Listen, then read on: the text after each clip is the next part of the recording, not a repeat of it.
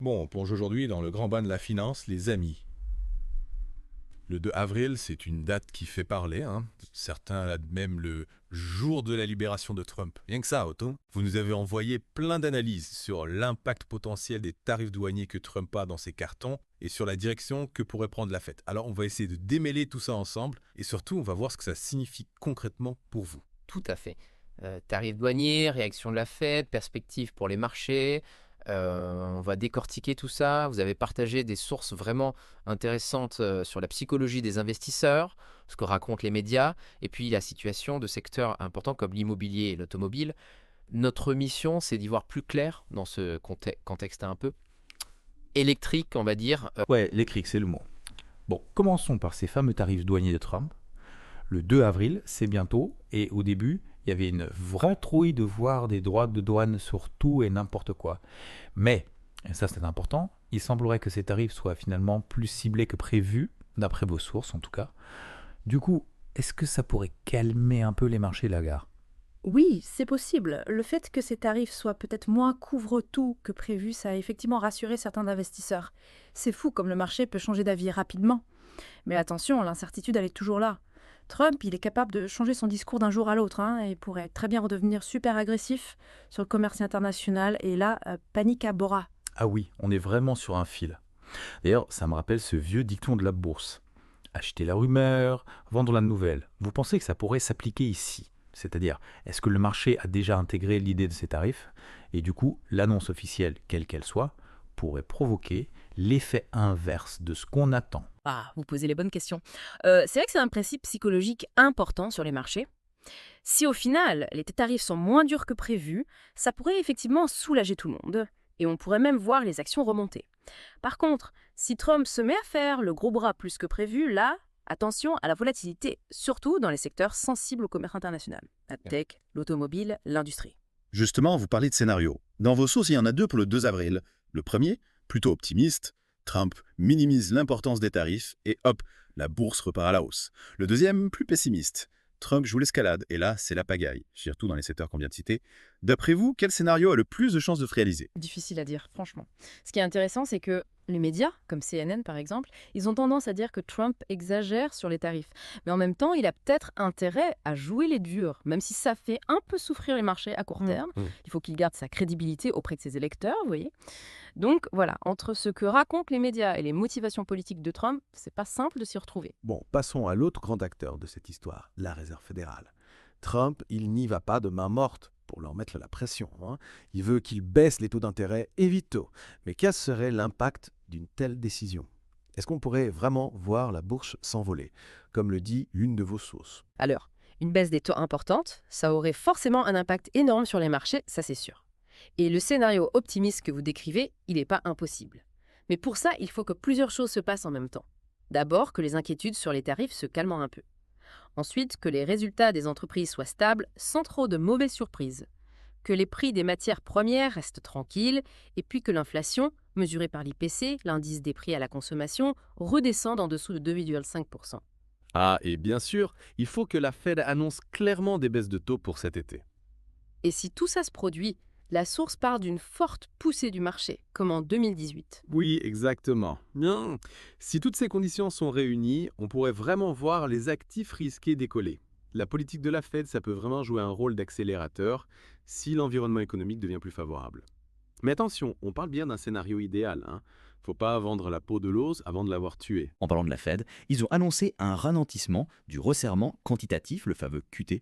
Ils vont réduire leur rachat d'obligations du Trésor de 25 milliards de dollars à 5 milliards par mois. C'est quoi l'idée derrière cette décision? Une de vos sources, elle dit que ça veut dire moins de grainage de liquidité, ah oui, la meilleure soutien pour les prix des actifs. Vous pouvez nous expliquer ça en langage humain? Bien sûr. Le resserrement quantitatif, c'est quand la Fed réduit la taille de son bilan. En gros, elle retire de l'argent du système financier. Et en ralentissant ce processus, en réduisant les Treasury roll-offs, c'est-à-dire qu'ils arrêtent de réinvestir l'argent des obligations du Trésor qui arrivent à échéance, eh bien, ça fait moins pression sur les prix des actifs. C'est un signe que la Fed fait attention à la situation financière et qu'elle veut éviter de trop freiner la croissance. Et ça a déjà un impact sur les rendements des bons du Trésor à 10 ans, qui sont en baisse. Qu'est-ce que ça implique? Votre source parle de baisser les taux hypothécaires est de réduire les taux des prêts automobiles. Oui, c'est la conséquence directe, et c'est très important. Les rendements des obligations d'État à 10 ans, c'est un peu la référence pour beaucoup de taux d'intérêt à long terme, comme les taux hypothécaires et les prêts auto. Donc si ces rendements baissent, ça peut rendre les crédits moins chers. Et ça, c'est crucial pour l'immobilier et l'automobile, deux secteurs qui souffrent en ce moment. Ce qui est fascinant, c'est de voir comment les actions de la Fed peuvent avoir un impact direct sur le coût du crédit pour les ménages. Parlons justement de l'immobilier et de l'automobile. Taux hypothécaires proches de 7%, vente de logements existants paralysés. Taux des prêts automobiles supérieurs à 7%, la demande s'effondre. C'est ce que dit votre source. Est-ce que la baisse des taux grâce à la Fed pourrait changer la donne? On parle de taux hypothécaires à 5% d'ici 2025 et de prêts automobiles à 5% relançant les ventes. Ça changerait tout ou non? Potentiellement, oui. Imaginez. Des taux hypothécaires autour de 5%, ça pourrait faire revenir plein d'acheteurs sur le marché immobilier. Et des prêts auto à 5%, ça relancerait la demande de voitures neuves et d'occasion. C'est un outil puissant que la Fed a entre les mains. On a déjà vu ça par le passé, les baisses de taux, ça déclenche souvent une vague de refinancement.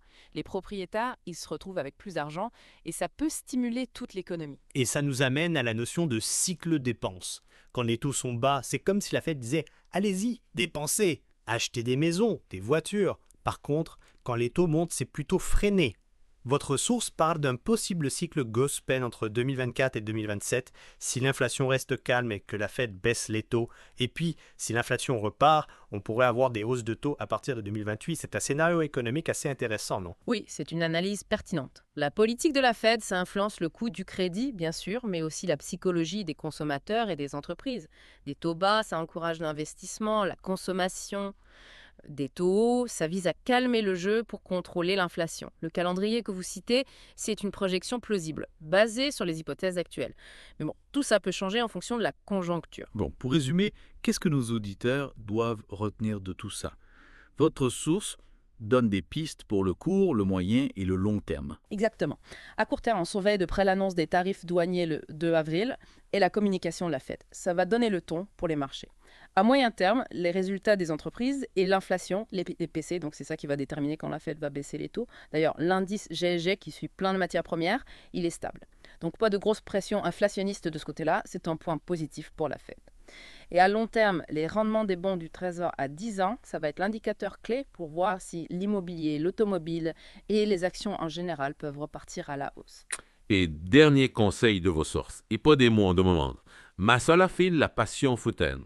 Les marchés, ils détestent les réactions excessives basées sur la peur. Donc on garde la tête froide, on se concentre sur le long terme. Tout à fait. C'est facile de se laisser emporter par les mouvements du marché, les infos qui arrivent de partout. Mais une approche disciplinée avec une vision à long terme, c'est souvent la meilleure stratégie dans un contexte incertain. D'ailleurs, même si le marché semble penser que les tarifs seront moins sévères, faut pas oublier qu'on a déjà vu des surprises dans le passé. Donc on reste prudent, on regarde les vrais indicateurs économiques. En résumé, incertitude sur les tarifs douaniers, mais une certaine détente quand même. La Fed pourrait baisser les taux si l'inflation se calme et que le resserrement quantitatif ralentit. Et ça serait une bonne nouvelle pour l'immobilier et l'automobile.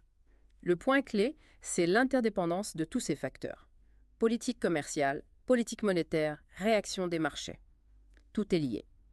Et c'est ça qui va dessiner le paysage économique des prochains mois, des prochaines années. On reste attentif. Alors, face à ces changements potentiels, quel est l'aspect de votre vie financière qui serait le plus impacté par les taux d'intérêt ou la politique commerciale ? Comment vous préparer à ces différents scénarios? Dans ce contexte incertain où la politique et l'économie se mélangent, qu'est-ce que ça veut dire pour vous? Être bien informé, merci de nous avoir suivis pour cette plongée dans l'actualité financière. On se retrouve bientôt pour une nouvelle analyse.